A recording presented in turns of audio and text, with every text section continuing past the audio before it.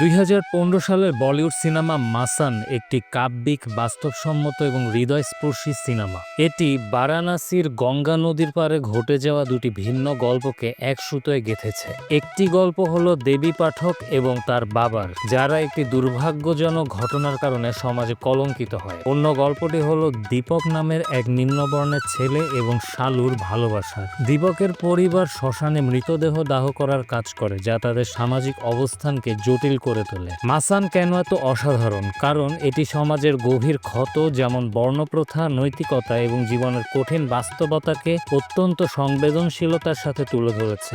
পরিচালক নীরাজ ঘেওয়ান বাস্তবতাকে খুব কাছ থেকে দেখিয়েছেন, কোনো রকম নাটকীয়তা ছাড়াই। ভিকি কৌশল এবং রিচা চাড্ডার অভিনয় এতটাই সাবলীল যে তাদের চরিত্রগুলো যেন আমাদেরই চেনা মানুষ। সিনেমার প্রতিটি দৃশ্য, গান এবং সংলাপ এক গভীর জীবনবোধের কথা বলে। এটি শুধু একটি সিনেমা নয়, এটি জীবন, মৃত্যু, ভালোবাসা এবং আশার এক সুন্দর প্রতিচ্ছবি। এই কারণেই মাসান অন্যতম সেরা বলিউড সিনেমা হিসেবে বিবেচিত।